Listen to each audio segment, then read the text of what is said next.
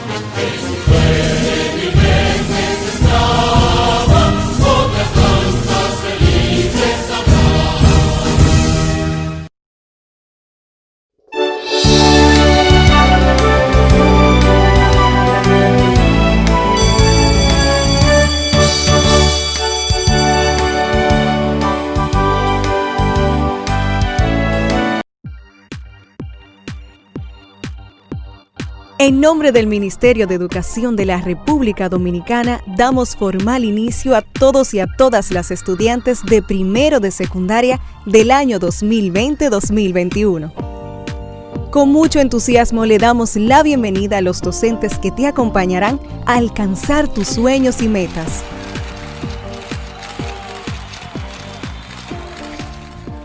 Soy Luz María Rodríguez, tu maestra de matemáticas, y junto a ti sumaremos voluntades, buscaremos soluciones y obtendremos el mejor de los resultados de lo que esperas en tu vida.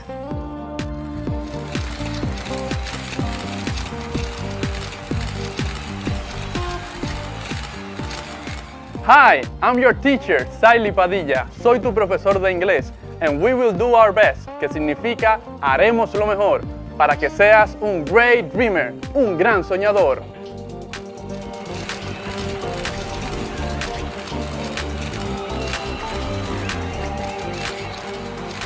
Soy Scarlett Rincón, tu maestra de lengua española, y te acompañaré a navegar con mi imaginación hacia lo épico, lo lírico y lo dramático en este viaje hacia tus sueños.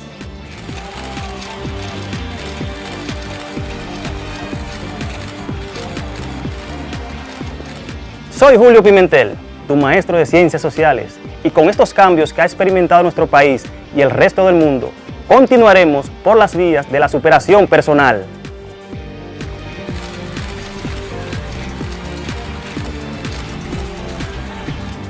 Soy Isaura Peralta, tu maestra de Ciencias de la Naturaleza.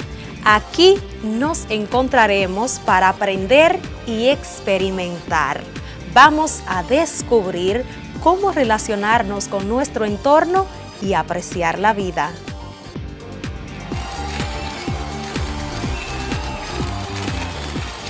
Salut, ¿cómo ça va? Hola, ¿qué tal?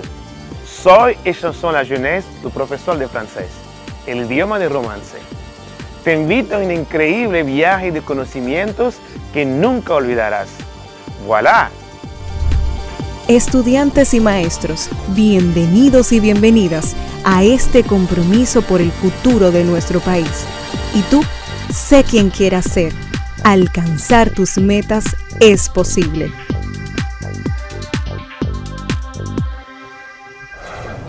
Hola, mi nombre es Carla Maciel y como ustedes estoy muy entusiasmada por comenzar nuestro día de aprendizaje. Vamos todos y todas a crear las condiciones físicas y emocionales para que podamos disfrutar del progreso que es aprender. Lo importante es disfrutar el camino del conocimiento y hacer de él una fiesta. Aprender puede ser, si nos lo proponemos, una experiencia divertida y creativa. Saludos mis queridos y queridas estudiantes. Qué inmensa alegría estar nueva vez compartiendo con ustedes donde seguiremos aprendiendo en casa. Así es que les doy una cordial bienvenida a este encuentro para compartir lengua española con su maestra Scarlett Rincón. En el día de hoy haremos un recorrido por los diversos temas que hemos trabajado durante estas 4 semanas, enfocándonos en los contenidos más importantes. En la primera semana trabajamos la guía turística. Posteriormente continuamos con el estudio de diversos tipos de textos, entre ellos los mixtos, continuos, persuasivos y otros. También trabajamos la noticia, su función y estructura, la voz pasiva y activa y el complemento directo e indirecto, los textos informativos y la infografía. Por último, la entrevista y el informe de investigación. Pues bien, te invito a que recordemos juntos.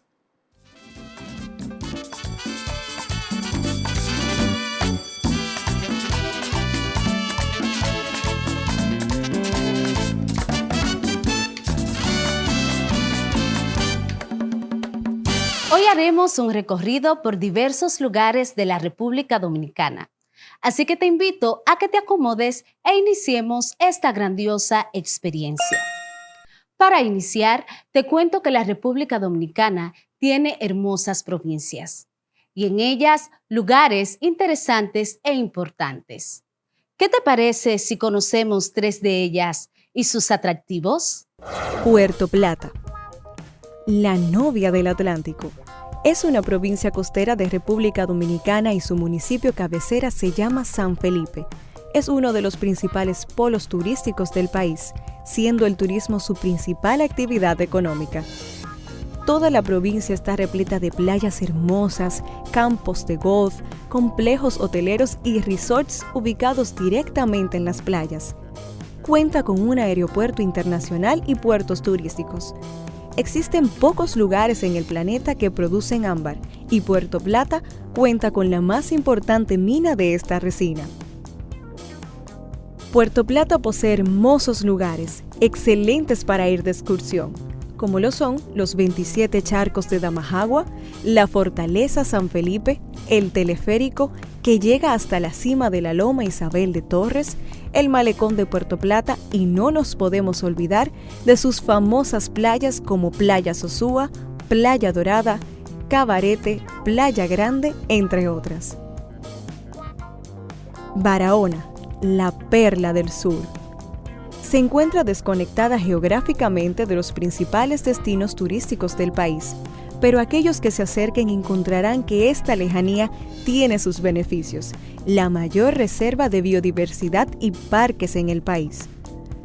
Barahona posee impresionantes lugares como lo son el balneario Los Patos, que es el río más pequeño del mundo, el lago Enriquillo, el polo magnético, las únicas minas del Larimar del mundo, río y playa San Rafael, Playa Paraíso, entre otros lugares espectaculares. Santo Domingo, la ciudad primada de América. Es la capital y ciudad más poblada de la República Dominicana. Está bordeada por el Mar Caribe, en la desembocadura del río Sama en la costa sur. La ciudad transmite el pulso de la cultura dominicana, donde lo antiguo y lo nuevo convergen a la perfección, desde la arquitectura y la historia de siglos de antigüedad hasta los grandes centros comerciales. Santo Domingo se destaca por lugares atractivos tales como el Parque Nacional Los Tres Ojos, el Faro a Colón, la Ciudad Colonial, conocida también como Zona Colonial, la Plaza de la Bandera, el Parque Submarino La Caleta, el Jardín Botánico, el Acuario Nacional, el Zoológico Nacional, entre otros hermosos lugares. Ahora que ya conocemos algunos de los lugares turísticos de nuestro país, vamos a ver qué es una guía turística. La guía turística o guía de viaje es un texto para turistas o viajeros que proporciona detalles sobre una localidad o área geográfica, un destino turístico o un itinerario en particular. El itinerario es una ruta en la que se describen los lugares por los que se pasa. Como bien su nombre lo indica, la guía turística busca guiar, orientar y dirigir el destino de un viajero. Vamos a compartir la siguiente guía turística para identificar su estructura y sus características. Lo primero que vemos es la portada, la cual debe ser lo bastante llamativa, dando a entender de forma clara el sitio que se describe. Por esta portada podemos inferir, deducir hacia dónde nos quiere conducir el autor.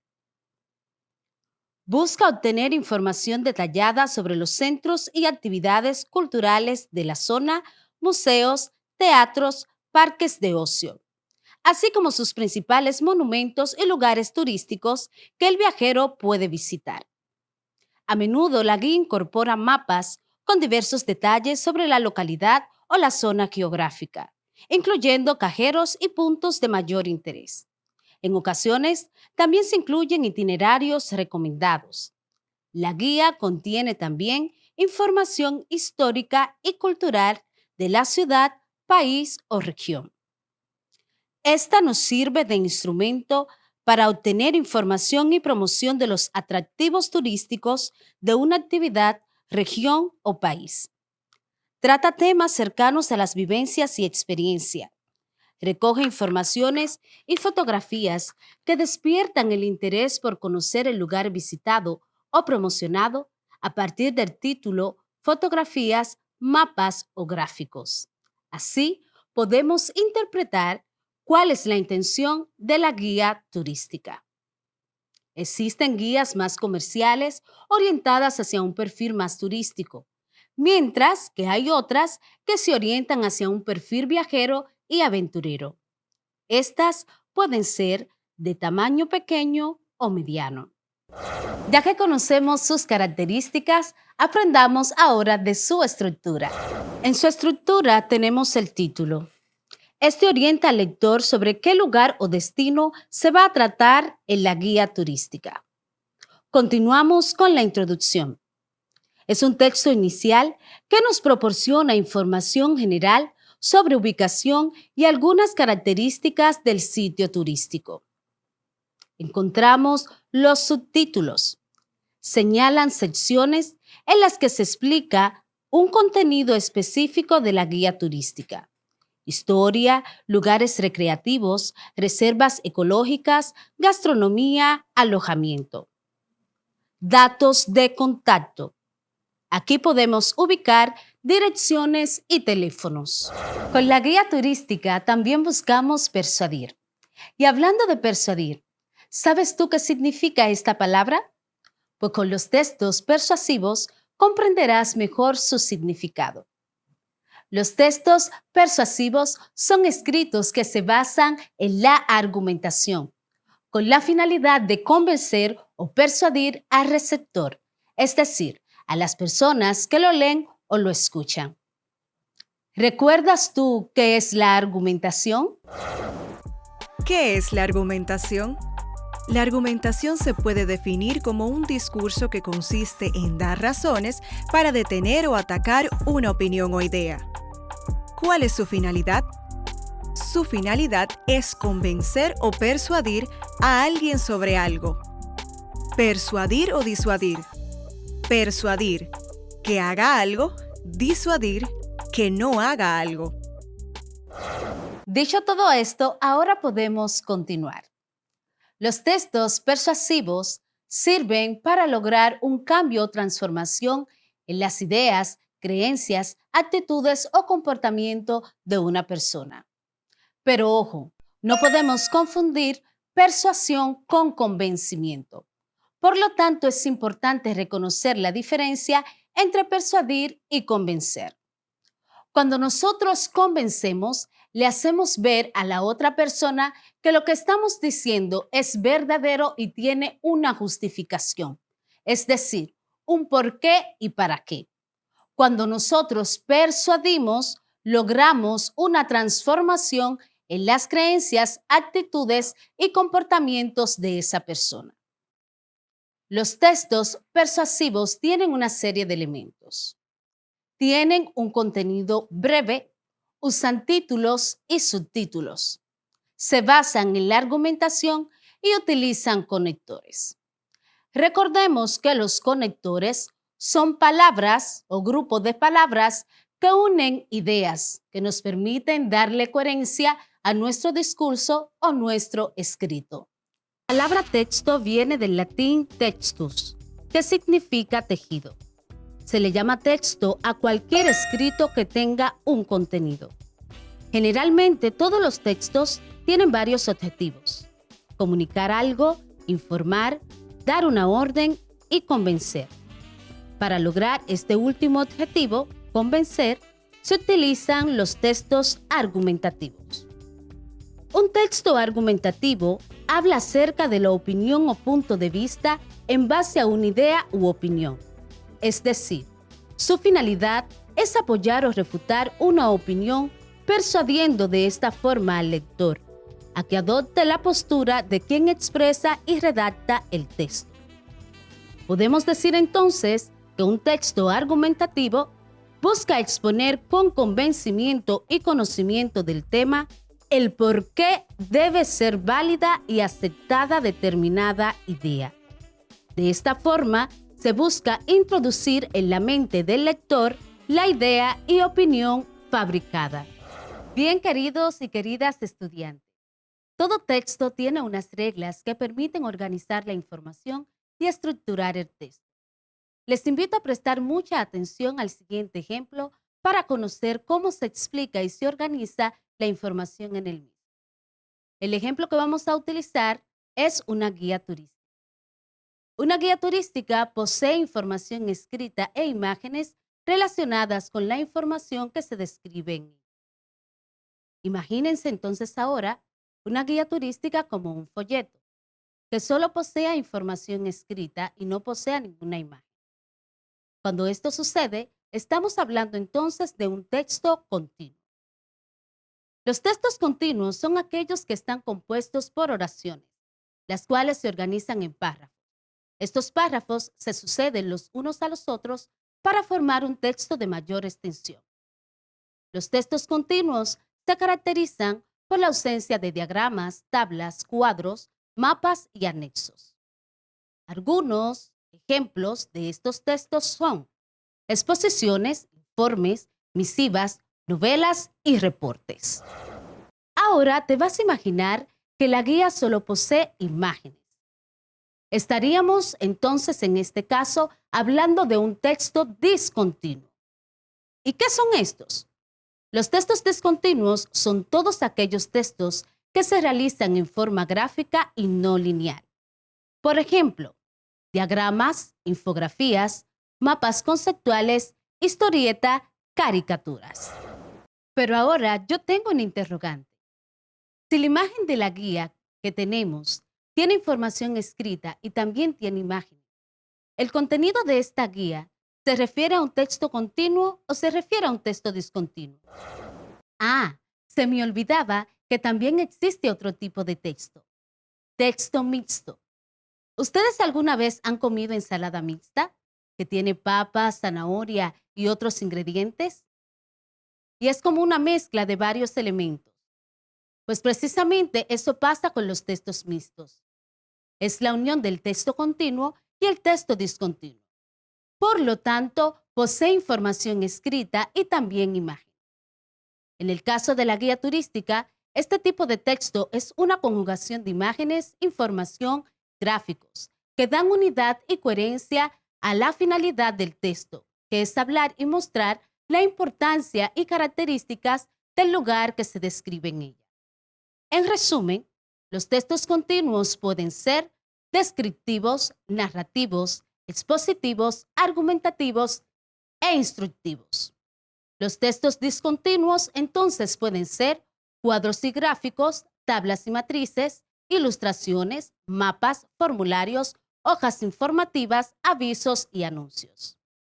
¿Podrías definir con una palabra un texto continuo y un texto discontinuo? Yo los definiría a texto continuo, información, y a texto discontinuo con imágenes. ¿Y tú?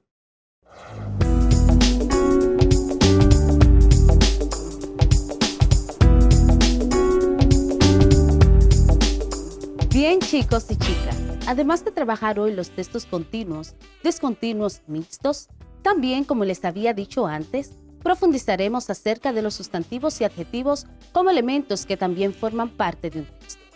Ahora bien, ¿recuerdas qué es el sustantivo y el adjetivo? Refresquemos un poco nuestra memoria. El sustantivo es la palabra que usamos para nombrar a personas, animales, cosas, lugares. Algunos ejemplos serían Pedro, República Dominicana; Puerto Plata, escoba; puerta, perro; gallina, escuela.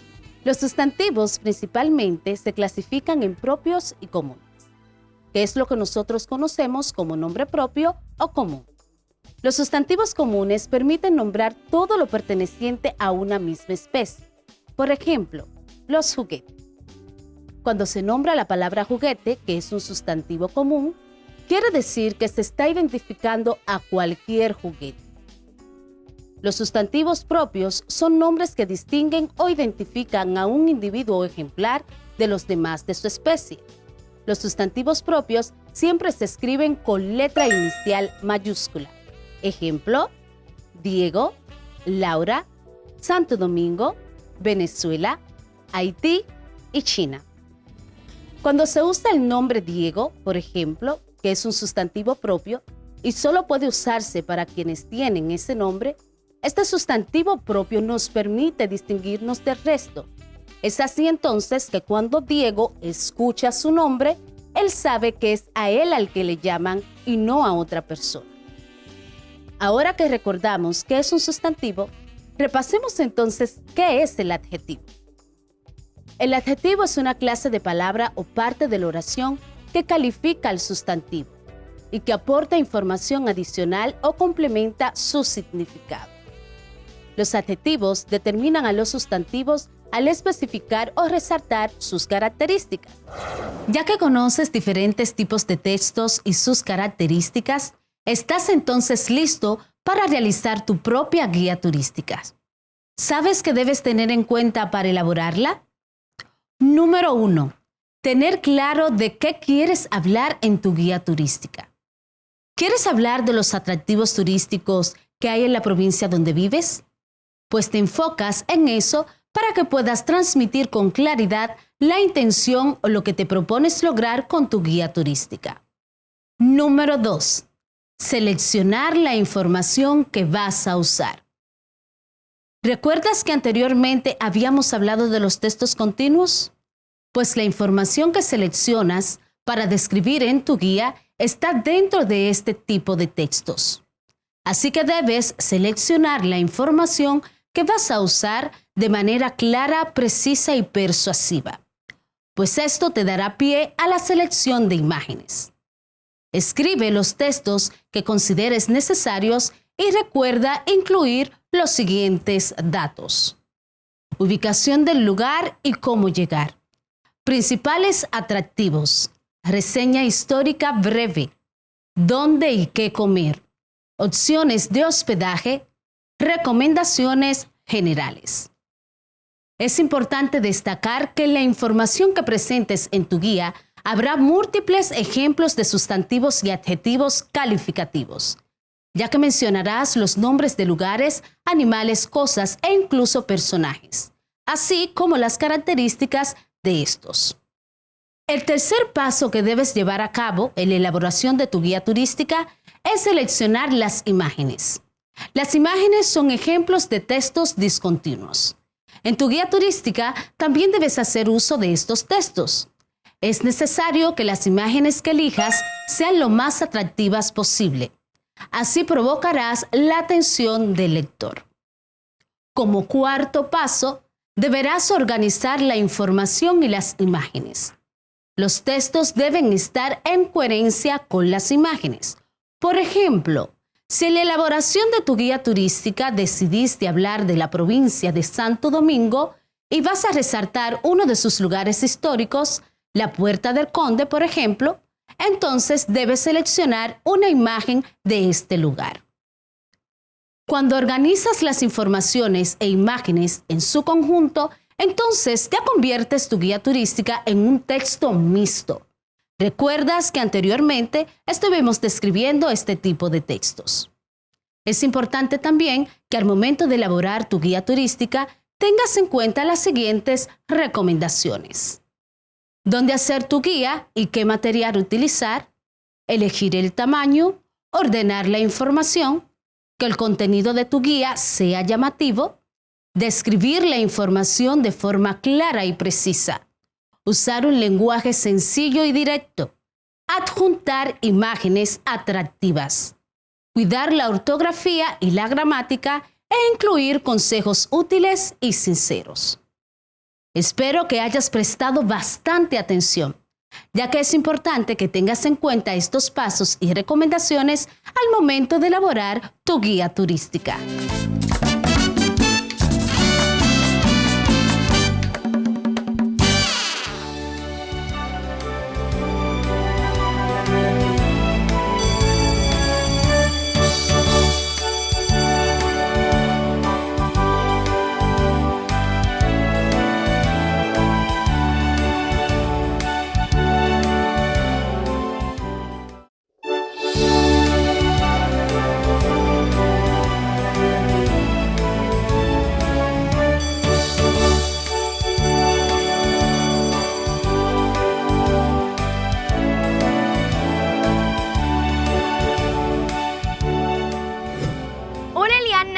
Hola Yalía. Hoy responderemos algunas preguntas frecuentes que tienen los padres sobre este proceso de educación a distancia. Me parece muy bien, Yalía, que respondamos a algunas de las inquietudes que poseen nuestros padres o tutores. Una pregunta súper frecuente es la siguiente.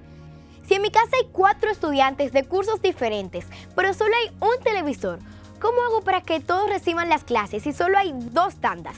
Una de 9 a 12 del mediodía y la otra de 3 a 6 de la tarde. Muy fácil, aunque son 3 horas, las lecciones diarias solo duran 1 hora y media. Cuando se acaba, inicia automáticamente una repetición de ese mismo grado en la hora y media restante. Es decir, que se repiten 4 veces cada contenido. Otra de las preguntas que se han hecho muchos padres o tutores es que las clases van muy rápido y muchas veces no pueden comprender todo lo que el maestro a distancia está explicando. Bueno, a todos los que les ha sucedido esto, el Ministerio de Educación les recuerda que luego de las clases a distancia por radio, televisión o dispositivos de conectividad, los docentes tienen la responsabilidad de comunicarse con los estudiantes para aclarar dudas, evaluarlos y asignar algunas labores. No duden en contactar a los profesores titulares si tienen alguna inquietud sobre las lecciones del día. No olviden sintonizar el canal de Padres para orientarse sobre el proceso educativo a distancia y conocer algunos métodos pedagógicos que podrían ayudar en el aprendizaje de sus hijos o protegidos. Eso es todo por ahora, pero pronto continuaremos respondiendo las preguntas que ustedes pueden tener de este novedoso proceso de enseñanza. ¡Hasta pronto! ¡Adiós!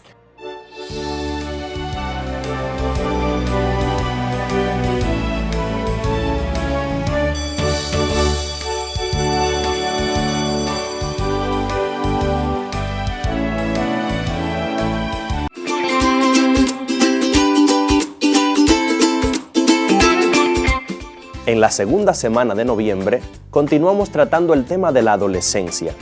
En esa ocasión, hablamos sobre las principales problemáticas entre los adolescentes y sus familiares. Reflexionamos sobre la importancia del diálogo en la resolución de conflictos. Descubrimos en la Biblia algunos consejos para los adolescentes. Recordemos. Presten mucha atención, porque lo que trabajemos hoy será de gran utilidad en su convivencia familiar. Veamos. La adolescencia es un periodo de transición entre la niñez y la edad adulta. Al igual que otro periodo de transición de la vida, supone cambio importante en uno o más áreas del desarrollo. Por lo general, se considera que la adolescencia comienza con la pubertad, que es el proceso que lleva a la madurez sexual. Los cambios biológicos, que indica el final de la niñez, producen un crecimiento rápido en estatura y peso, cambio en la forma y proporciones del cuerpo y logros en la madurez sexual.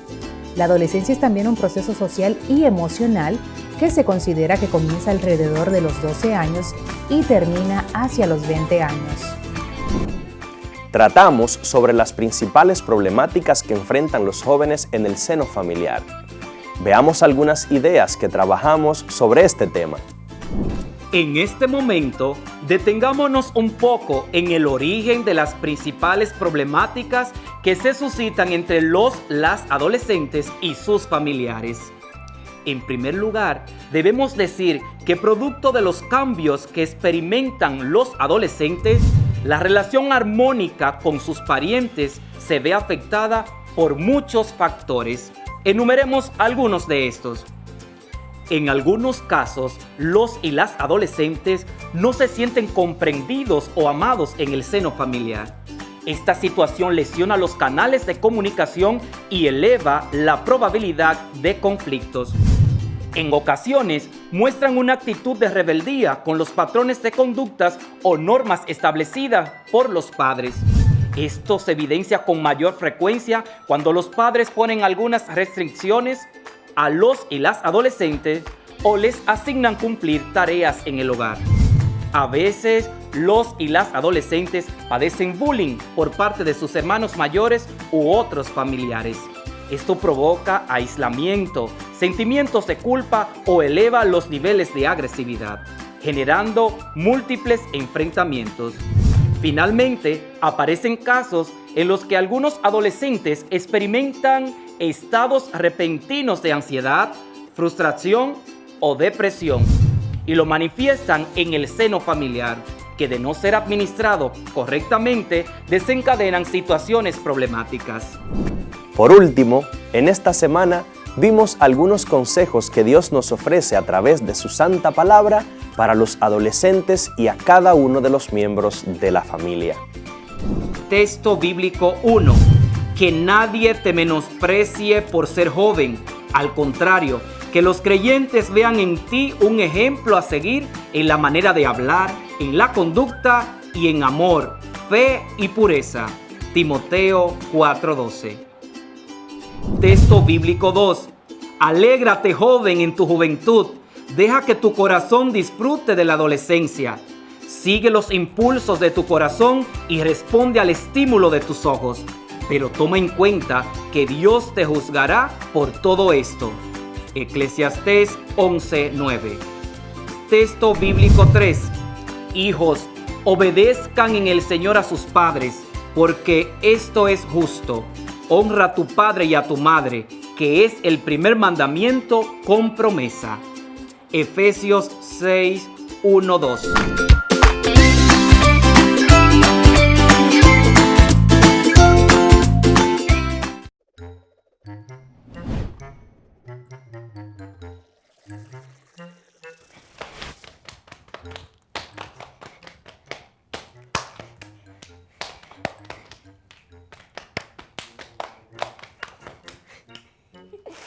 Eliana, ¿y Mascotín? Está mucho mejor. Solo esperamos que el doctor firme la de alta. Alta médica es la autorización que otorga el médico para que el paciente se incorpore a sus actividades. El alta no necesita posicionarse en la oración y no es necesario utilizar la preposición de. Lo correcto es decir, le dieron el alta.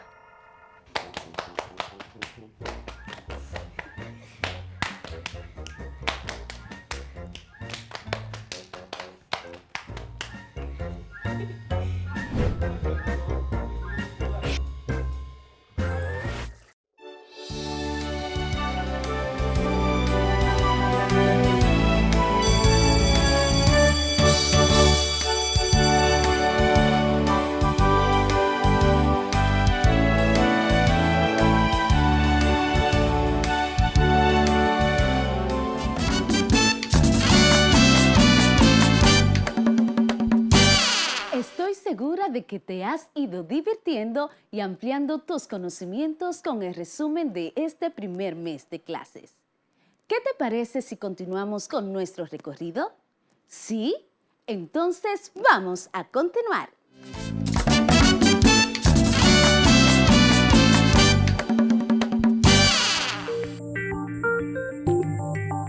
Bienvenidos a nuestra emisión de noticias.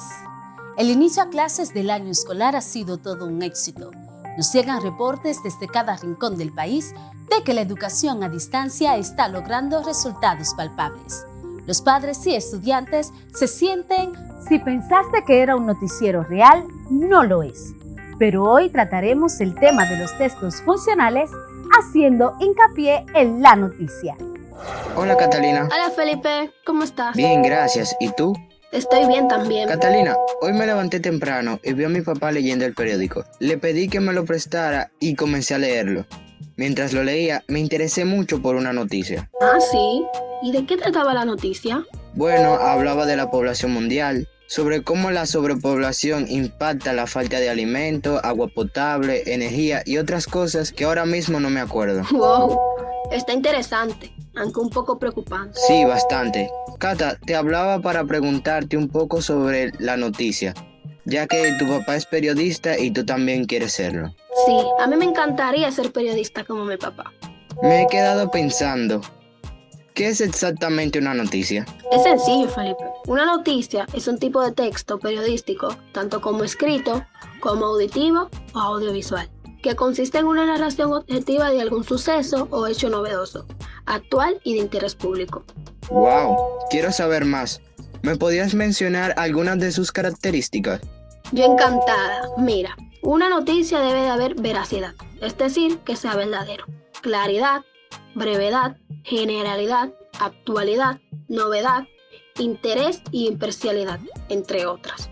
Y aprovecho para decirte que la noticia también se debe recibir con objetividad, es decir, relatarla sin ningún tipo de valoración personal, sino diciendo lo que realmente ocurre de forma clara, concreta y precisa. Ah, gracias.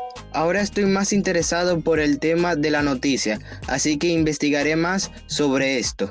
¿Y tú? ¿Estás igual que Felipe? ¿Te gustaría conocer más acerca de la noticia? Pero antes, analicemos un poco la conversación que acabamos de escuchar. ¿Cuáles personajes estaban presentes?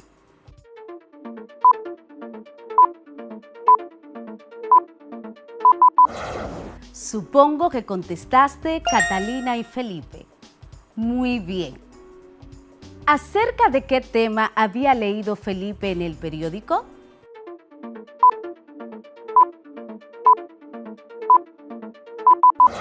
Del COVID-19. Excelente. ¿Qué decía Catalina que era una noticia? ¿Lo recuerdas?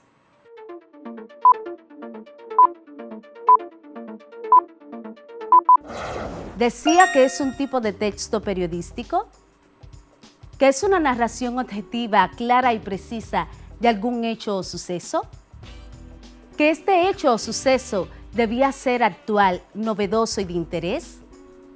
Si a todas estas interrogantes respondiste que sí, estás en lo exacto.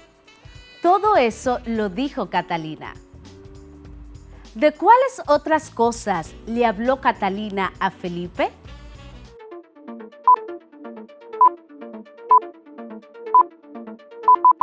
De las características de la noticia. Excelente. ¿Cuáles características Catalina mencionó en la conversación?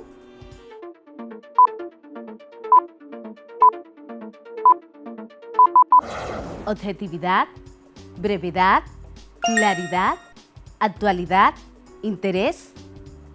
Excelente, esas mismas.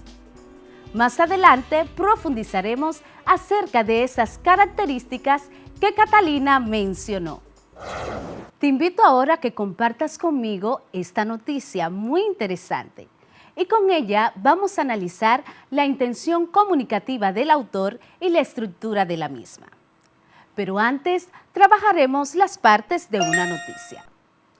Una noticia o artículo periodístico de un periódico se compone principalmente de 3 partes: el título, el copete y el cuerpo de la noticia, tradicionalmente llamado bajada. Adicionalmente puede existir una fotografía, un epígrafe aclaratorio de la imagen y una volanta, que es un texto de letra pequeña que se ubica sobre el título. El título destaca lo más importante de la noticia. El copete se encuentra debajo del título y es la síntesis de lo más importante del texto. Y la bajada o cuerpo principal brinda la información completa y detallada sobre el artículo periodístico. La noticia que vamos a compartir es acerca del tema de la economía dominicana. Vamos a ir identificando a medida que la vayamos compartiendo cada una de sus partes. Y por favor, quiero que tomes nota en tu cuaderno de cada una de ellas. En primer lugar, tenemos la volanta o antetítulo. Repito, volanta o antetítulo, que es una frase u oración relacionada con el tema de la noticia y se ubica encima del título, el cual va escrito con letra más grande. En esta noticia, el antetítulo es economía. Ya al leer la palabra economía, me voy dando cuenta que mi noticia está relacionada con dicho tema. Seguimos con el título. Este va escrito en letras más grandes y expresa una síntesis o resumen breve de la noticia. En este caso, el título es Gobernador del Banco Central señala economía marcha bien. Ya dicho título me informa de qué trata la noticia, de que el gobernador del Banco Central está señalando que la economía del país está marchando bien. Posteriormente está el subtítulo o copete. Repito, subtítulo o copete, que ubica al lector en el tema y el mismo está relacionado con el título. La unión del antetítulo, el título y el subtítulo forman el titular. Luego del titular está el lead o entradilla, que es el primer párrafo de la noticia y debe captar la atención del lector. En la noticia también se presenta una foto relacionada con lo que trata la noticia. A esta foto se le escribe debajo una frase u oración que la describe. Por ejemplo, esta noticia tiene una foto del gobernador del Banco Central y a dicha foto se le escribió Gobernador del Banco Central, Héctor Valdés Albizu se muestra optimista con la economía dominicana. Sirve para llamar más la atención del lector. A esta foto, con la frase u oración debajo, le denominamos foto, pie de foto o epígrafe. Posteriormente está la bajada o cuerpo de la noticia, que contiene la noticia en sí. Aquí se describe qué es lo que ocurrió o sucedió, todos los detalles de la noticia. El cuerpo de la noticia que estamos compartiendo cuenta todo lo concerniente a lo que dijo el gobernador del Banco Central. Por último, tenemos el remate, que es la parte final de la noticia. Ahora vamos a repasar sus partes. Tenemos el antetítulo, el título y el subtítulo, que forman el titular. Tenemos el lead o entradilla, la bajada o cuerpo, la foto, pie de foto o epígrafe y el remate. Ha llegado el momento de que te traslades al baúl de tus recuerdos y navegues en el mar de tus aprendizajes, porque estoy segura que cuando cursabas el 5º y 6º grado de primaria, en el área de lengua española, trabajaste el tema de la oración, ¿cierto? Bueno, en este sentido, en el día de hoy trabajaremos un interesante contenido: la voz pasiva y activa y el complemento directo e indirecto del verbo en la oración. Pues recordemos juntos.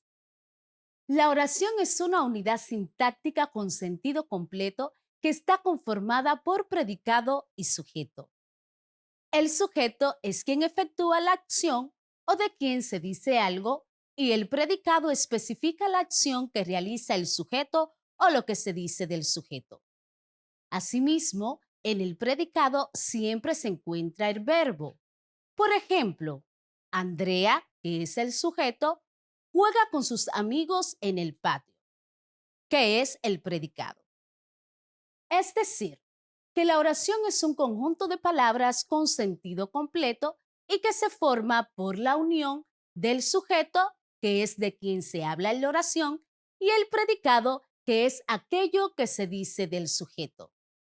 Pero ojo, es importante también destacar que la oración se compone de otros elementos que están presentes en el sujeto y en el predicado específicamente. ¿A qué me refiero con esto? A que existen dentro de la oración elementos como el verbo, la voz pasiva, la voz activa y el complemento directo e indirecto. Ahora hagamos un pequeño ejercicio. Bien, estudiantes, para el siguiente ejercicio necesito que tomen nota en su cuaderno. Yo les voy a decir las oraciones y ustedes las van a escribir para que luego puedan identificar cuál es el sujeto y cuál es el predicado. Oración número 1. Las palomas vuelan con gran velocidad. Oración número 2. Mi tía Juana hizo dieta otra vez. Tercera oración. Ángela y Tamara son amigas. Oración número 4. El perro de Carla es agresivo. Oración número 5. La pelota está desinflada. Muy bien, ya que tienes escritas las oraciones en tu cuaderno, vamos a identificar cuál es el sujeto y cuál es el predicado. En nuestra primera oración, las palomas vuelan con gran velocidad. ¿Cuál sería el sujeto?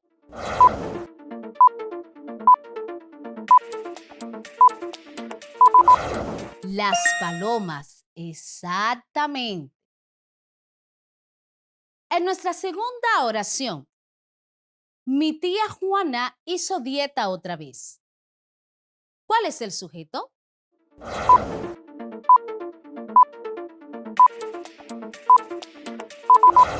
Mi tía Juana, excelente. Espero que vaya subrayando al igual que yo.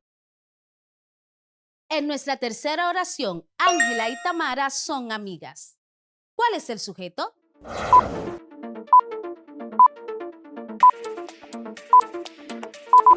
Ángela y Tamara. Excelente.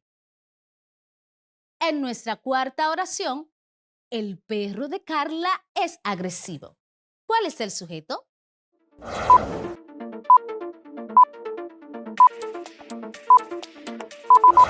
Aquí tenemos el perro de Carla. Y en nuestra última oración, la pelota está desinflada. ¿Cuál es el sujeto?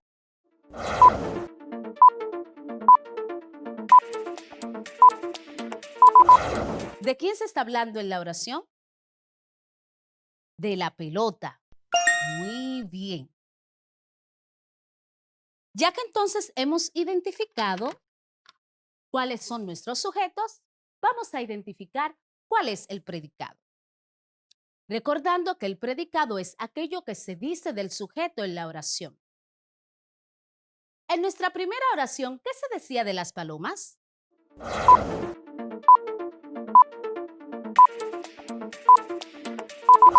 Que vuelan con gran velocidad. Muy bien, este sería entonces nuestro predicado. ¿Qué se decía en la segunda oración de mi tía Juana?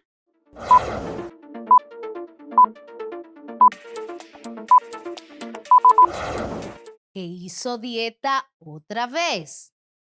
¡Excelente! Vamos muy bien. En nuestra tercera oración, ¿qué se dice de Ángela y Tamara?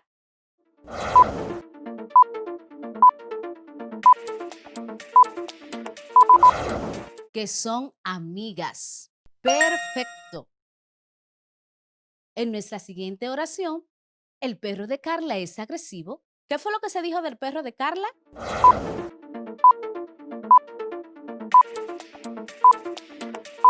Que era agresivo. Muy bien, ese es nuestro predicado. Y ya en nuestra última oración, la pelota está desinflada.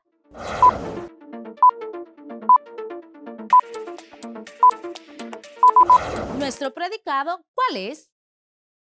Está desinflada. ¿Qué es lo que se está diciendo de la pelota? ¿Qué es el sujeto? Espero entonces que hayamos coincidido en nuestras respuestas. Para continuar, te tengo una interesante pregunta. ¿Recuerdas qué es un verbo? Bueno, permíteme y te cuento o te recuerdo su significado. El verbo es la parte de la oración que indica acción, movimiento, condición y estado del sujeto, que es la persona de quien se habla en la oración. Algunos verbos son comer, estudiar, leer, aprender y muchos más. Si yo dijera, Martina y José Ángel cantaron a dúo toda la noche en el concierto, ¿cuál sería el verbo aquí? Si respondiste cantar, respondiste correctamente. Cantar es el verbo porque nos está indicando que los sujetos, que son Martina y José Ángel, están realizando una acción. Según la voz del verbo, las oraciones pueden ser pasivas y activas. Es necesario, para entender esto, que entiendas el significado de la palabra activo y la palabra pasivo. Activo se refiere a alguien que hace muchas cosas y con bastante energía. Pasivo entonces se refiere a alguien que permanece inactivo, dejando que las cosas ocurran sin su intervención. En este sentido, en términos de voz pasiva y activa, podemos decir entonces que la voz activa, el sujeto que realiza la acción, voz pasiva, el sujeto que recibe la acción. Una vez más, voz activa, el sujeto que realiza la acción, voz pasiva, el sujeto que recibe la acción. Bien, desarrollemos ahora los siguientes ejemplos. Con relación a la voz activa, recordando que ésta identifica el sujeto que realiza la acción, y la voz pasiva, que identifica el sujeto que recibe la acción. Veamos la primera oración de la voz activa. Los niños rompieron el vidrio. Aquí nos está presentando que el sujeto, agente, que son los niños, están realizando la acción de romper el vidrio. Por eso, esta oración es de voz activa. Otras oraciones de voz activa son: el profesor felicita al alumno. Una empresa construyó mi casa. Pablo riega las hortalizas de la huerta. Tú no habías firmado la carta. En estas 5 oraciones, el sujeto es quien realiza la acción. Por eso son oraciones de voz activa. Las siguientes 5 oraciones corresponden a voz pasiva, porque aquí la acción la recibe el sujeto. Por ejemplo, el vidrio fue roto por los niños. Aquí nos está identificando que el vidrio, que es el sujeto agente, fue roto por los niños. Entonces, en el vidrio recayó la acción de ser roto. Las siguientes oraciones de voz pasiva son: el alumno es felicitado por el profesor. Mi casa fue construida por una empresa. Las hortalizas de la huerta son regadas por papi. La carta no había sido firmada por ti. Hay que identificar la voz activa y la voz pasiva. Repetimos. En la voz activa, el sujeto realiza la acción. Y en la voz pasiva, la acción la recibe el sujeto.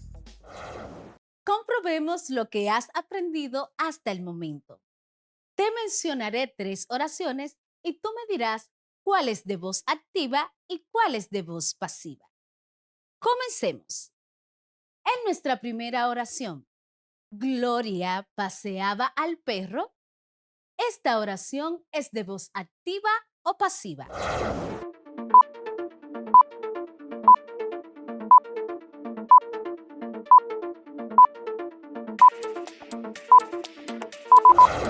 Activa.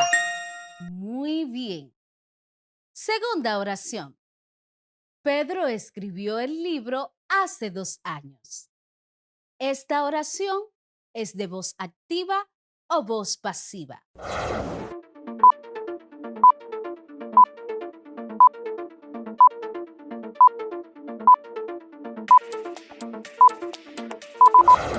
Activa. Excelente, porque me indica que Pedro realizó una acción. Ya que conocemos qué es la voz pasiva y la voz activa y aprendimos a identificarla en la oración, hablemos entonces acerca del complemento directo. ¿Habías tú alguna vez escuchado sobre el complemento directo? El complemento directo, que también se identifica con las iniciales de su nombre en mayúscula, C de complemento y D de directo, es la persona, animal o cosa sobre la que recae la acción del verbo de forma directa. Sirve, como su nombre lo indica, para completar al verbo y siempre estará presente en el predicado. Ahora bien, ¿cómo podemos nosotros identificar el complemento directo? Presta mucha atención a los elementos que te voy a mencionar. Primer elemento para identificarlo. El complemento directo puede ser reemplazado por pronombres como la, lo, las y los. Por ejemplo, acompañé a mi hermano al jardín. Podrías reemplazar las palabras mi hermano, que es el sujeto en el que recae la acción de forma directa, por el pronombre lo.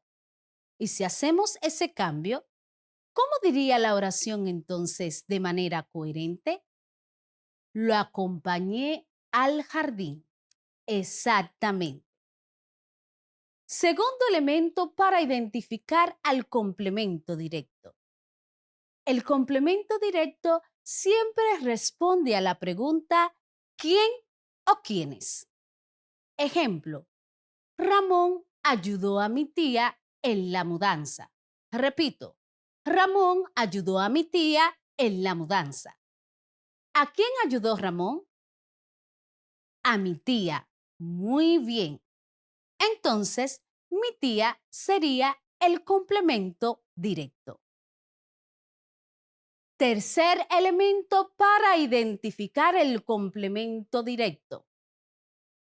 El complemento directo puede ser también un pronombre o un verbo en infinitivo, que son los verbos que terminan en ar, er e ir. Por ejemplo, lo llevamos al mecánico.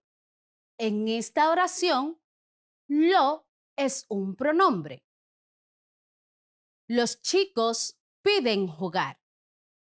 En esta oración, jugar es un verbo en infinitivo porque termina en ar.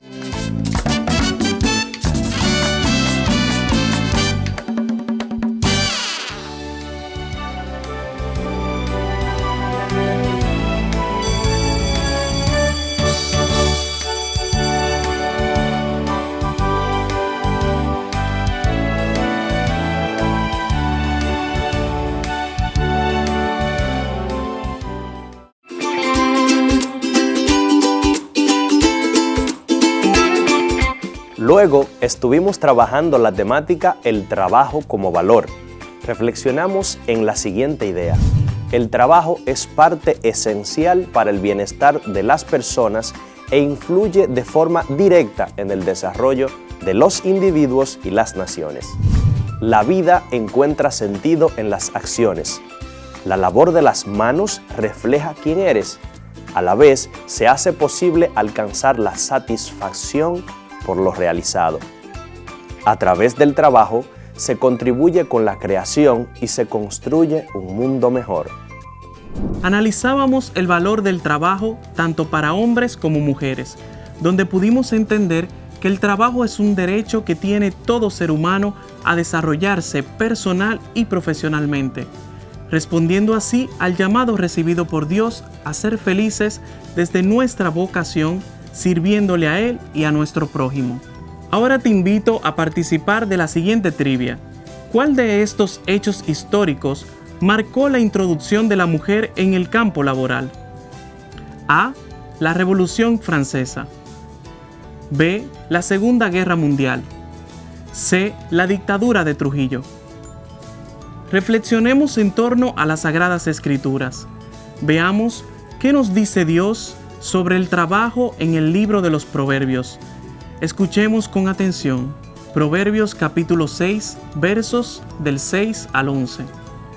Flojo, anda a ver a la hormiga, mira cómo se mueve y se hace sabia. En su casa no hay jefe, ni supervisor, ni mayordomo, pero junta en verano provisiones, amontona su alimento en tiempo de cosecha. Flojo, ¿hasta cuándo vas a seguir echado? ¿Cuándo vas a levantarte de tu cama? Duermes un poco, después sueñas un momento, luego estiras los brazos cruzados y de pronto te sorprende la pobreza como un vagabundo. La miseria cae sobre ti como un ladrón. Piensa en esta pregunta. ¿Qué me quiere decir Dios con las palabras de este texto bíblico?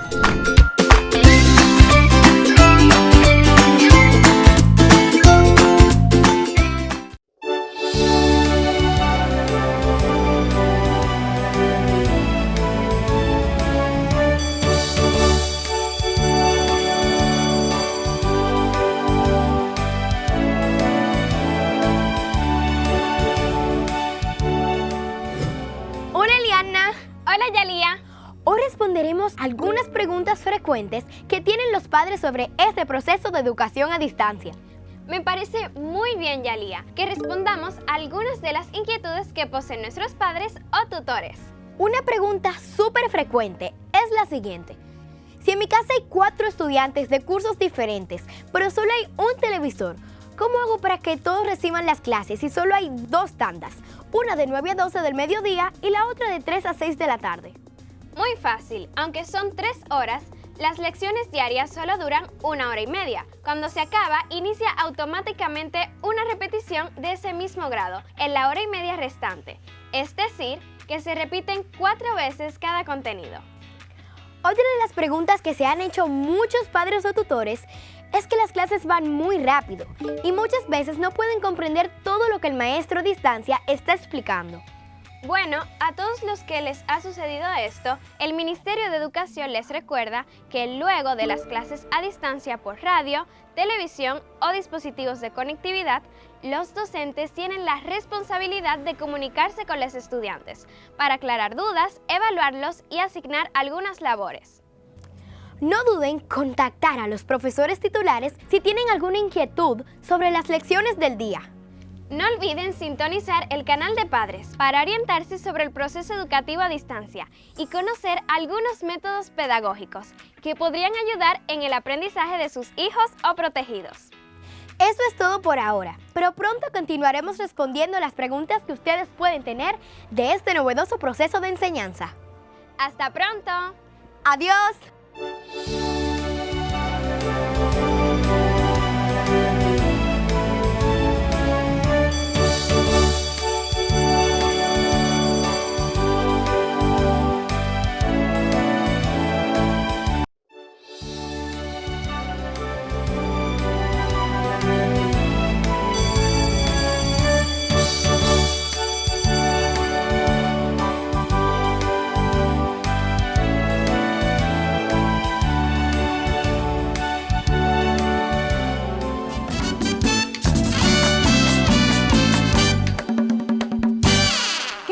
tal te va con el resumen? Como te has dado cuenta, los temas han sido muy diversos e interesantes. Mi deseo es que estos contenidos te sirvan para tu vida diaria, al mejorar tu expresión oral y escrita. Así que presta atención al resto del resumen.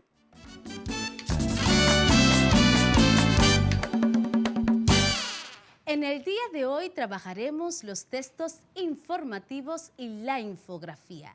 Aprenderemos qué son sus funciones, características, estructura e importancia.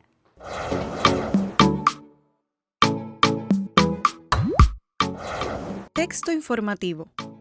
Es una pieza de lenguaje escrito que sirve para transmitir información al receptor. Ofrece datos, descripciones de la realidad, de ciertos hechos o cualquier otro tipo de información cuyo cometido sea transmitir un conocimiento.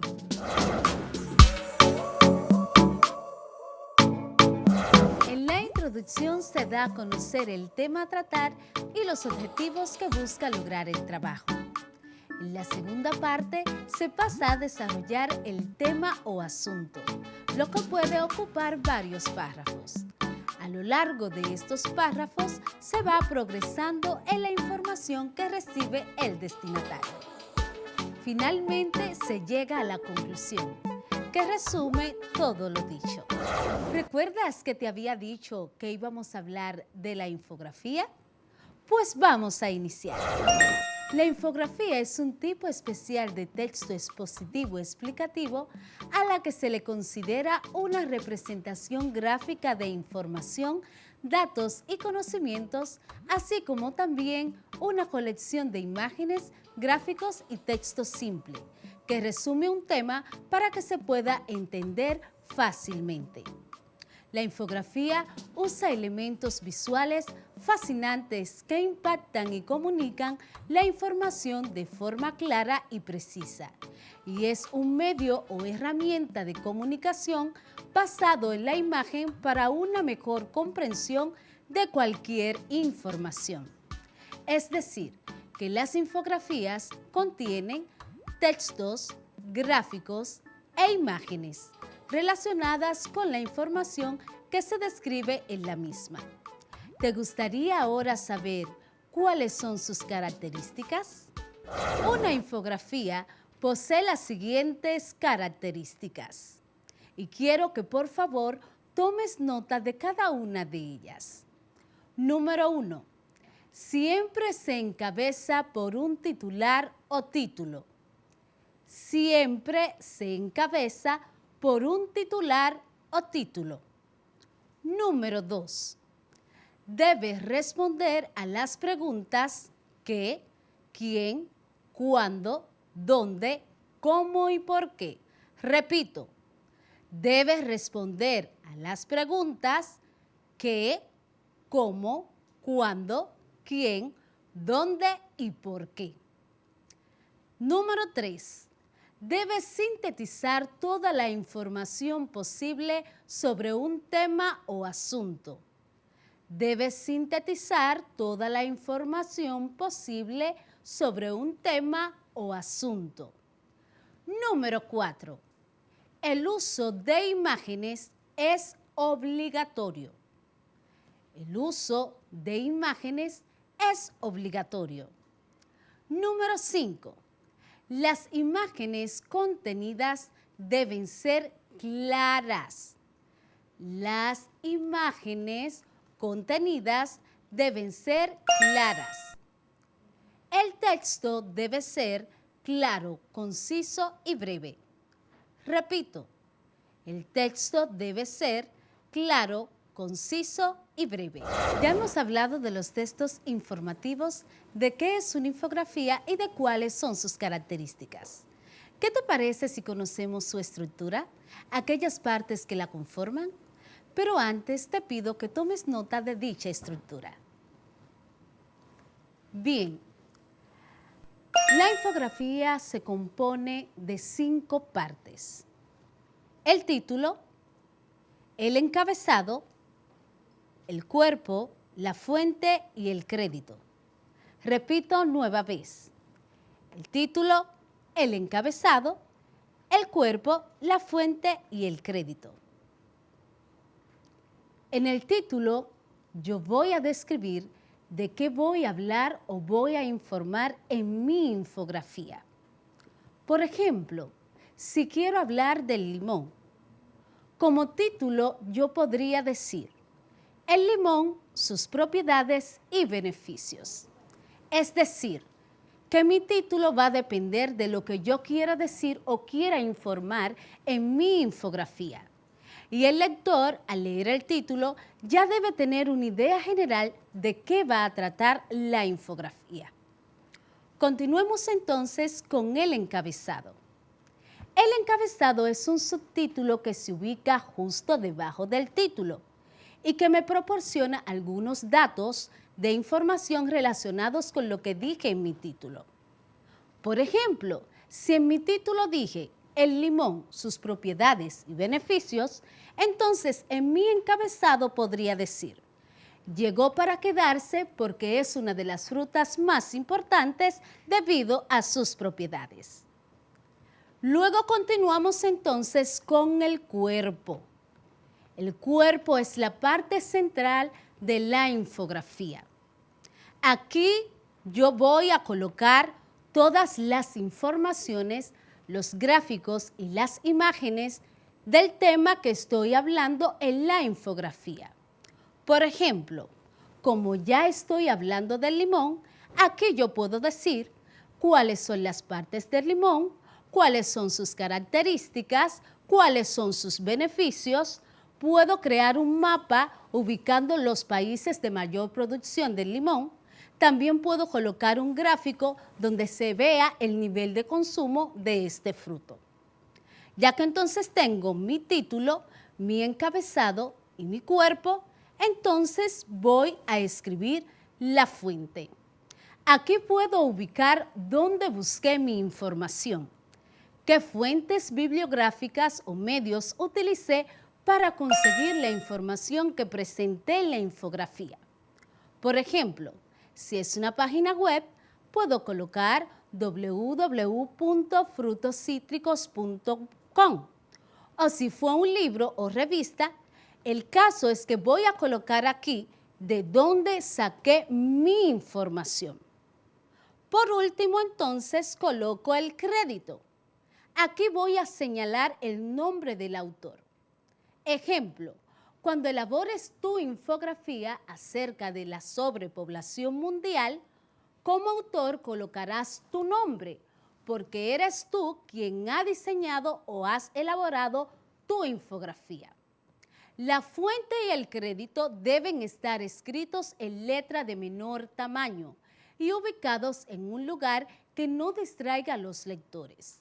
Puede ser debajo, al final, en letra más pequeña que todas las demás del contenido de la infografía. En este momento, te invito a que conozcamos los tipos de infografía que existen. Puedes tomar nota de los tipos de infografía para que luego puedas profundizar en ellos a través de la investigación de dichos tipos. Según su diseño estructural, la infografía pueden ser gráficos, tablas de información y diagramas. Según su contenido y función, son las siguientes. La infografía secuencial, que ayuda a explicar paso a paso un evento, acontecimiento o hecho. La geográfica, que ayuda a comparar una serie de acontecimientos o información comparativa dentro de un lugar.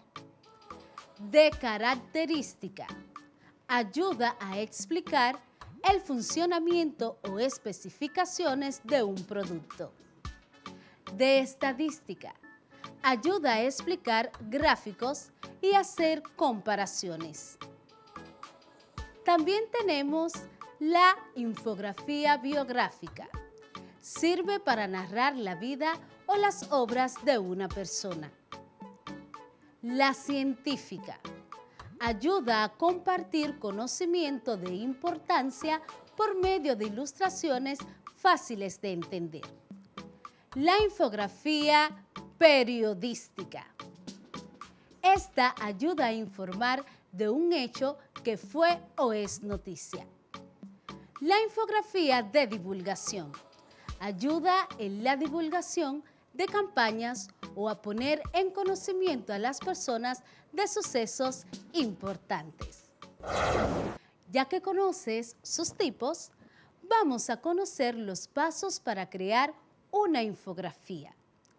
Recuerda tomar nota en tu cuaderno de estos pasos, ya que tendrás que elaborar una infografía. Paso número 1. Elige el tema de la infografía. Repito, elige el tema de la infografía. Paso número 2.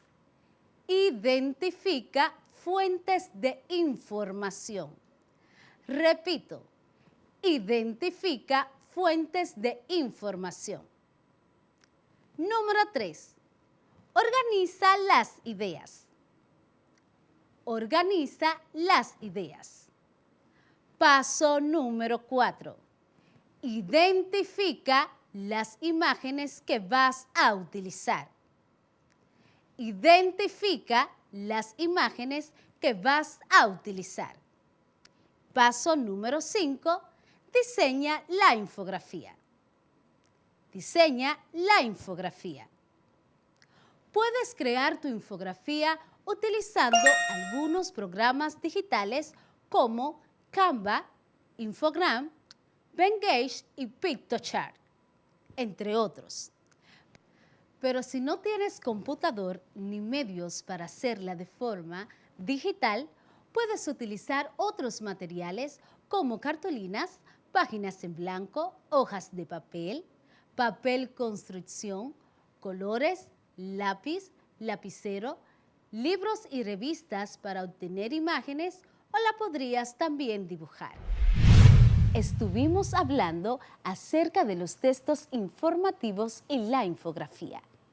Conocimos cuál es su función, su estructura, características e importancia.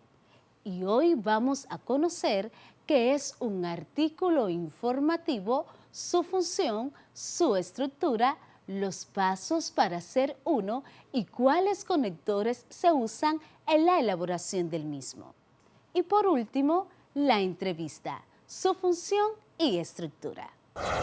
¿Sabes a qué llamamos artículo informativo? Permíteme explicarte. El artículo informativo es un texto cuyo objetivo es informar a la audiencia sobre temas de interés. La intención comunicativa es informar. Posee las características importantes que son: presenta información real sobre un tema. Repito, presenta información real sobre un tema. Busca la objetividad. Busca la objetividad. Usa el lenguaje literal. Repito, usa el lenguaje literal. Utiliza la descripción. Utiliza la descripción. ¿Qué es el lenguaje literal? Es el que designa el significado real y directo de una palabra o expresión. Ejemplo, el cielo está nublado. La descripción es decir o escribir de forma ordenada y detallada cómo está o cómo son las personas, los objetos o animales. Otro punto importante es que la estructura del artículo informativo consiste en introducción, desarrollo y conclusión. Repito, introducción, desarrollo y conclusión. La introducción es donde se presenta el tema, los objetivos del artículo y la motivación inicial sobre el tema. El desarrollo se presenta y se explica el tema en 3 párrafos donde se desarrollan ideas centrales, informaciones y descripciones. Y en la conclusión se resumen las ideas expuestas de la investigación realizada. Ahora vamos a conocer cuáles conectores utiliza el artículo informativo. El artículo informativo utiliza los conectores temporales. La función de estos es indicar una frecuencia o relación temporal entre las ideas. Por ejemplo, antes, después, luego, entonces, a partir de, en el comienzo, inmediatamente, actualmente, finalmente, por último, entre otros. ¿Recuerdas que anteriormente te había dicho durante el inicio de la clase que hoy íbamos a hablar sobre la entrevista? Pues vamos a iniciar. ¿Has escuchado qué es la entrevista? ¿Cuál es su estructura? ¿Y qué función tiene? Pues vamos a conocer esto. La entrevista es una conversación que se da entre 2 o más personas para obtener información sobre un tema o sobre la vida o gustos de alguien. A la persona que hace la pregunta se le llama entrevistador. Al que responde las preguntas se le llama entrevistado. Repitamos. A la persona que hace las preguntas se le llama entrevistador y la persona que responde se llama entrevistado. Para realizar una entrevista es necesario conocer el tema, saber a quién vas a entrevistar y preparar las preguntas.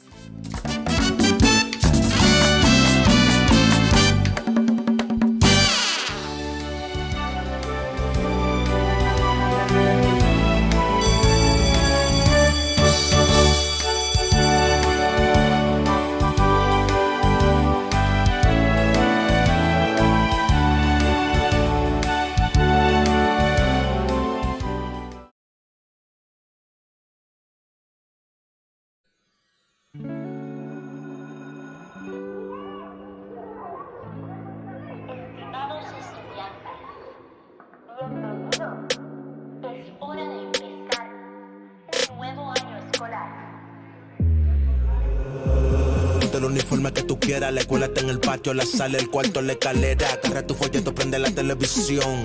Todo por la educación. Todos los muchachos de tu promoción ya aprendieron la radio por la educación. Y tú cogiendo los bastones, no te quedes atrás, vamos para la graduación. En tu casa, aprende y comprende. Con tus padres, aprende y entiende. Con la profe, aprende y comprende. Rota en tu mano, vamos, de ti depende. En tu casa, aprende y comprende. Con tus padres, aprende y entiende. Con la profe, aprende y comprende. Rota en tu mano, vamos, de ti depende. Todos por la educación.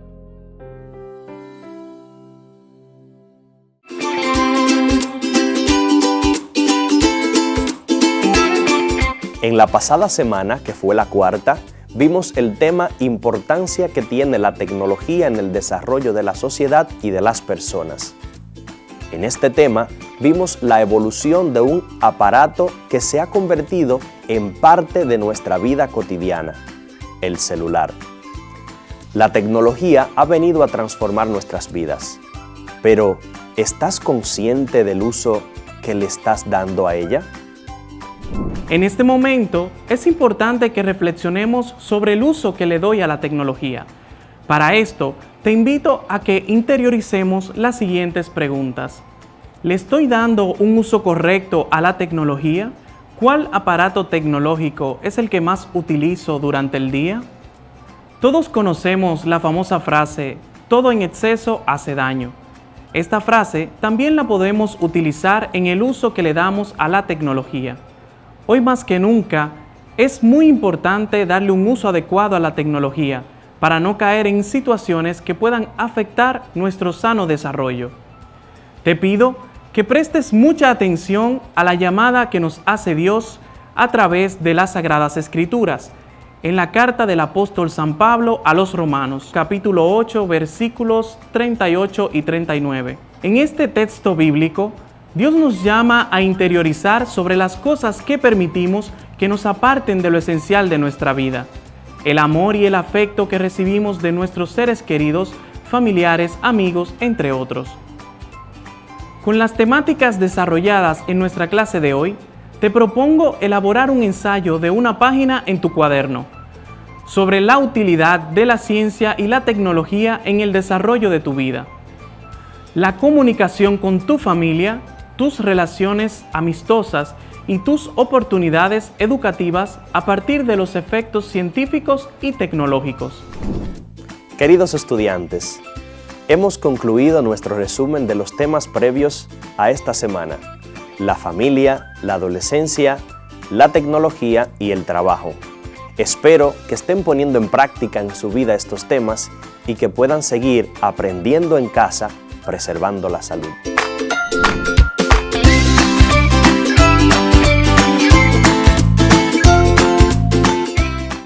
Formas correctas del lavado de manos para evitar el COVID-19. Retire las prendas de las manos y la muñeca, anillos, reloj, pulsera. Utilice jabón, abra la llave y jabónese bien las manos. Y entrelace y frote los dedos. Frote la parte opuesta de la palma de las manos hasta las muñecas. Abra de nuevo la llave y deje correr el agua desde la punta de los dedos y siga frotando mientras se elimina el jabón. Seca las manos con toalla de papel y cierra la llave con el mismo papel toalla y échalo al zafacón. La prevención está en tus manos. Juntos contra el coronavirus.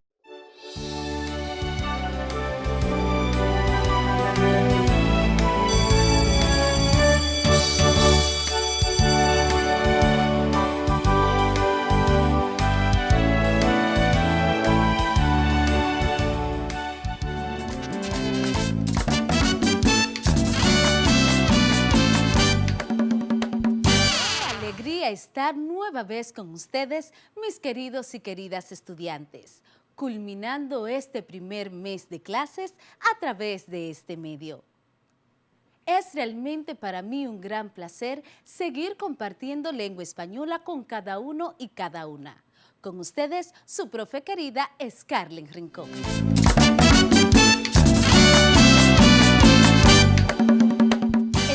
De hoy estaremos trabajando el informe de investigación, su función, estructura, características y cómo redactarlo. Así que es necesario que tengas a mano tu cuaderno, lápiz o lapicero para que escribas lo más importante de esta clase, la cual te ayudará en la elaboración de un informe estadístico acerca del alto consumo de azúcares libres. Un problema que está afectando a las personas a nivel mundial. Dicho informe está propuesto en tu cuadernillo para esta semana. Te invito a que prestes mucha atención a lo que hoy vamos a compartir en este encuentro. ¡Vámonos! Hola. Hola, ¿qué tal? ¿Cómo estás? Bien, gracias. ¿Y tú? Muy bien, gracias a Dios. Te llamo porque necesito tu ayuda. Ah, sí, ¿qué pasa? Puedes contar conmigo, para eso somos primos. ¿Qué necesitas? Es que me han dejado una asignación, es acerca de un informe de investigación. Y como sé que lo hiciste el año pasado... Oh, sí, lo trabajé con mi maestra Jenny de lengua española. Perfecto, prima. Pues, ¿crees que me podrías ayudar? Sí, por supuesto. Recuerdo que cuando hablamos del informe de investigación, nos referimos a un documento escrito que tiene como finalidad comunicar todo proceso de investigación. Así es que para hacerlo, debes investigar acerca de un tema específico, el que te indica tu maestra. Es acerca del consumo de los azúcares libres. ¡Wow! Interesante tema. Te sigo explicando ahorita. Mami me está llamando, debo ir a comer. Está bien, me saludas a tía, hablamos luego. Bye. Adiós.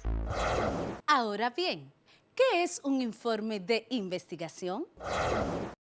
Un informe de investigación es un documento escrito que tiene como finalidad comunicar todo proceso de investigación, así como método, instrumentos y sujetos implicados en ella. Debemos tener presente que para hacer el informe, el contenido deberá estar organizado de manera precisa, con un desarrollo lógico de las ideas, y así obtendrás un resultado o fin determinado. El objetivo de un informe de investigación es comunicar un conocimiento científico de una manera comprensible para el lector. Por esto, debe ser claro y organizado. El informe de investigación hace uso del texto informativo, que es una pieza de lenguaje escrito que sirve para transmitir información al receptor.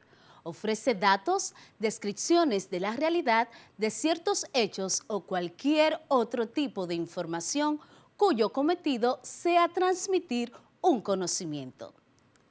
Estos tienen el propósito de comunicar una información respecto de un tema. En general, el emisor de un texto informativo conoce el tema mejor que el receptor. Recordemos que el emisor es quien transmite el mensaje y el receptor quien lo escucha y recibe. El texto informativo utiliza un lenguaje objetivo que elimina las marcas de opinión del autor. Siguiendo con los informes de investigación, conozcamos su estructura. Introducción. Se da a conocer el tema del texto y el propósito del autor. Está situada en los primeros párrafos. El desarrollo. En esta parte profundizamos en torno a la temática que estamos desarrollando en nuestro informe. Aquí se dan a conocer hechos reales de forma ordenada correspondientes al tema. Y la conclusión, que es la parte final. En ella cerramos nuestro texto. Aquí se proporcionan ejemplos, datos e información visual que apoyan la comprensión de lo leído. Los informes están destinados a documentar el progreso de nuestra investigación. Algunos de los informes son con fines de seguimiento, otros son informes de evaluación, pero está claro que todos los informes tienen algún objetivo o propósito detrás de ellos. Ese objetivo y esa finalidad solo pueden lograrse en un informe si tiene las siguientes cualidades y características. ¿Qué tal si las conocemos? Primera característica. Debe estar basado en hechos. Repito, debe estar basado en hechos. Todo informe debe basarse en información verificada y pruebas válidas. Segunda característica. La información debe ser presentada de manera clara y comprensible. La información debe ser presentada de manera clara y comprensible, libre de errores y duplicaciones. Un informe de investigación debe facilitar la toma de decisiones correctas. Un informe de investigación debe facilitar la toma de decisiones correctas. Tiene sentido expositivo. Tiene sentido expositivo. El texto tiene la finalidad de informar sobre un tema y los resultados de un estudio. Posee alcance explicativo. Repito, posee alcance explicativo. El trabajo pretende hacerle comprender al lector los datos presentados. Siguiente característica. Especialización. Repito, especialización. Se manejan términos específicos del área de estudio. Uniformidad gramatical. Uniformidad gramatical.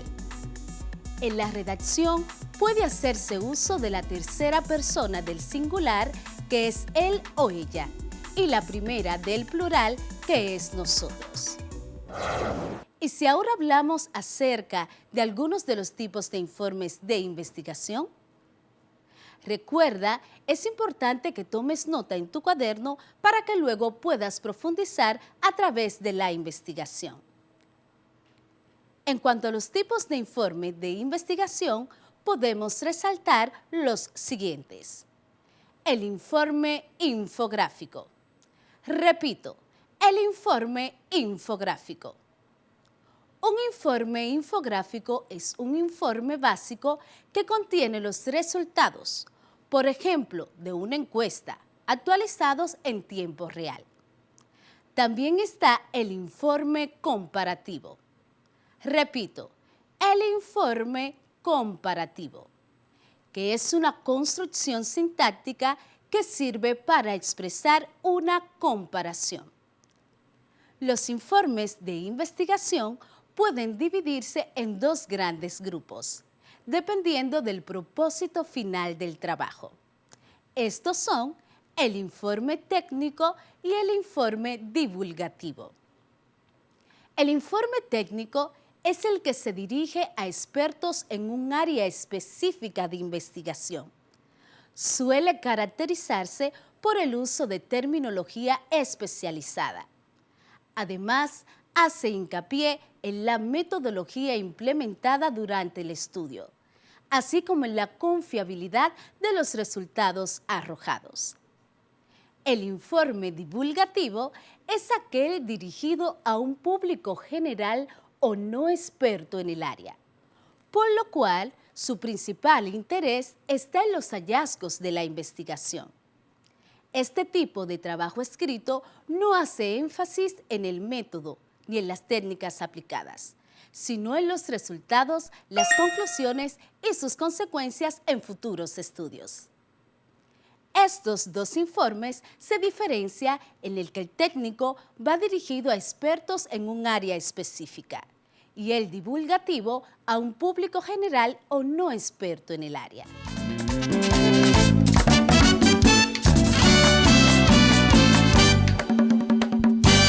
Queridos y queridas estudiantes, hemos concluido este espacio. Espero que hayan reforzado sus aprendizajes y sobre todo que lo puedan aplicar en su vida diaria. Recuerden que pueden profundizar sus conocimientos a través de la lectura y la investigación. Espero que se encuentren preparados para los temas que compartiremos en nuestra próxima unidad. El estudio es la llave que nos abre las puertas del éxito. Así que, a seguir estudiando. Sigue aprendiendo lengua española con tu profe Scarlett Rincón.